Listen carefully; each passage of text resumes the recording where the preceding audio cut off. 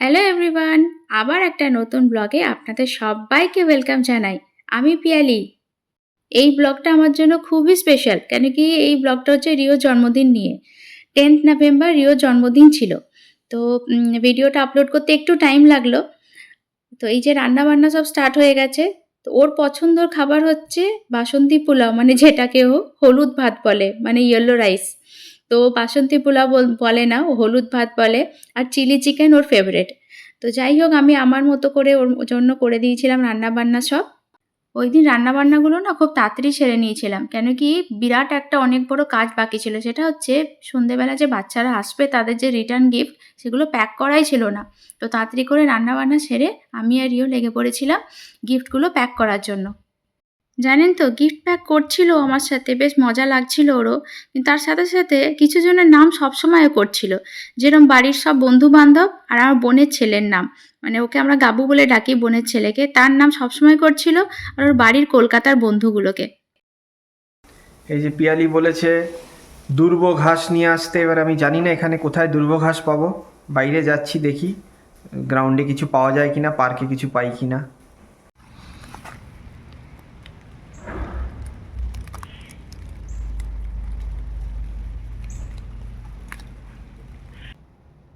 এত জিনিস কিভাবে খাবো আমি? কত পেটছ তো, ইচ্ছে তো।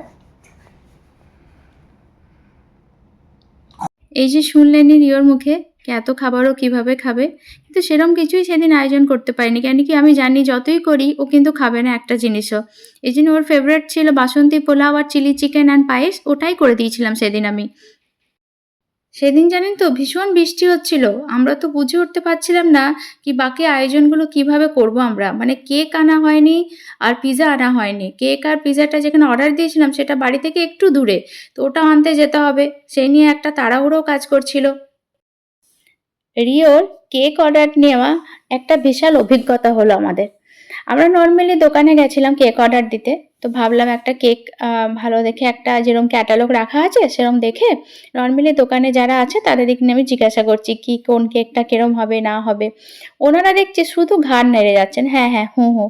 আমি যে বুঝতে পারছেন না কি আমার কথাগুলো, না ওদের কথা আমি বুঝতে পারছি না। পরে জানলাম না, এনারা কেক অর্ডার নেবেন না।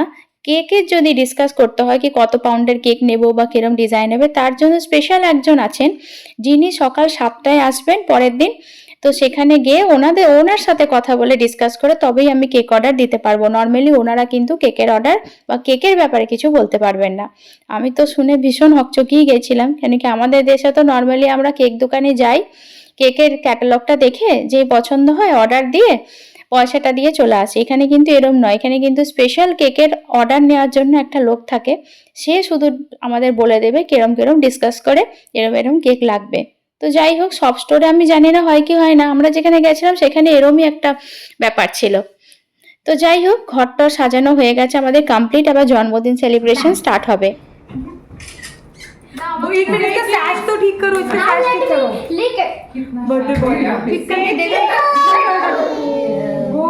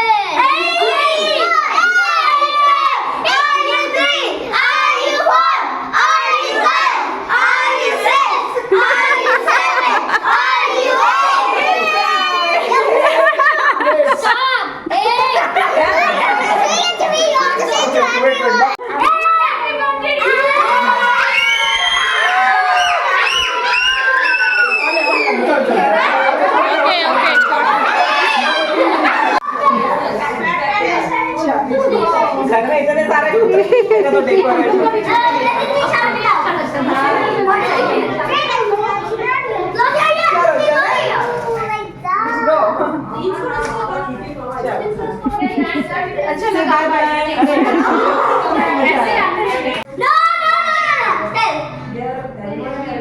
You're being loud of you. Then you are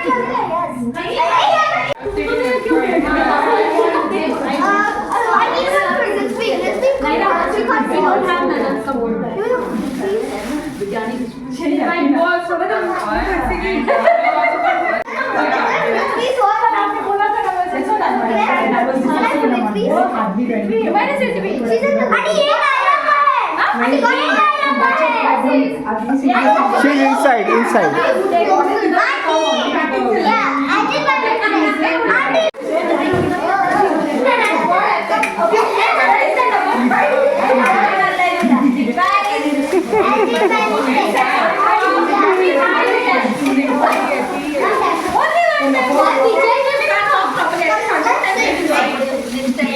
Open it at home, not now. No, Avyukt is not here. Avyukt is not here. That is not Avyukt.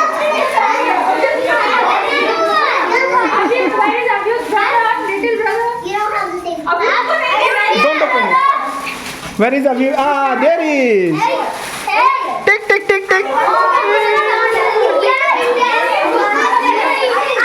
Oh, it's okay. Wow, so many gifts.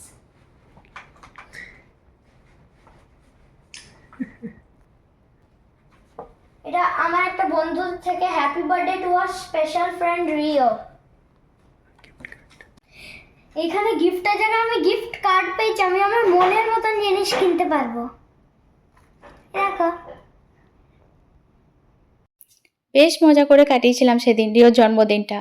তবে পুরনো বন্ধুদেরও কোনো দিনই কোনো সময় ভুলতে পারিনি। যতক্ষণই জন্মদিন হয়েছে মাঝামাঝি আমার কাছে মন খারাপ করে এসে বলছে, মাম্মাম যদি গাবু থাকতো বেশ মজা হতো বলো, যদি হিয়ান থাকতো, ত্রিদীপ থাকতো, কি হুড়ুহুড়ি করতাম বলো।